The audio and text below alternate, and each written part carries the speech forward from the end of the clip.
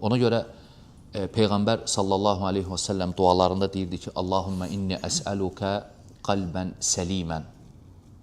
Allahım səndən səlim qəlb istəyirəm. Fikir verdiniz duaya. Var bədən üzvünün əməlləri, var qəlb. Allahın Rəsulu səlim qəlb istəyirdi. Nicat tapan qəlb, sağlam qəlb.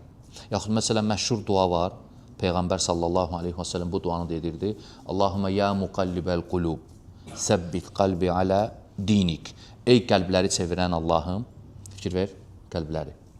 Qəlbimi dinin üzərində sabit et. Bu da əzəmətli duadır. Yaxud məsələn,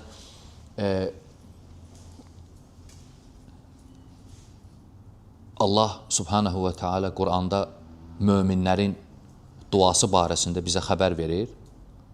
Allah Quranda keçmişdə olan möminlərin duası barəsində bizə xəbər verir ki, onlar belə dua edirdi. Rabbənə, lə tuziq qulubənə, bə'də iz hədeytənə. Ey Rəbbimiz, hidayət olunandan sonra bizim qəlbimizin azmasından qoru. Nədən qorxur? Qəlbin azmasından qorxur. Qorxur deyə belə dua edir. Həmin bu duanı Allah Quranda bizə xəbər verib. O kişilər, bizdən qabaq yaşayan kişilər, onlar sən demə qəlblərinin azmasından qorxurdular. Və insan nəyə görə qorxursa, dili də ona görə tərpənir, dua edir. Məsələn, biz ruzinin azalmasından qorxuruq, biz deyirik, Allahım, ruzi ver, falan şeydən qorxuruq, onun üçün dua edirik. Amma onlar qəlblərinin azmasından qorxurdu, Allaha belə dua edirdi. Fikir verin, qəlbin azması.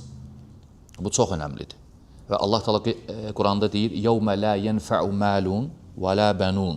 O gün mal, var dövlət və övlad, oğul uşaq fayda verməyəcək. İllə mən ətəllaha bi qalbin səlim. Yalnız Allahın qarşısına səlim qəlblə gələndən başqa. Deməli, bu daha önəmlidir, yoxsa bədən üzvünün əməlləri. Bu daha önəmlidir, qəlbin əməli. Sənin qəlbində daşıdığın əməlin miqdarında sən Allah yanında dəyərin var sənin. Hörmətin var, kəramətin var sənin. Nə daşıyırsan, nə saxlayırsan orada. Nədir sənin qorxun, nədir sənin sevgin Allah. Bunlar hamısı qəlbdə olur.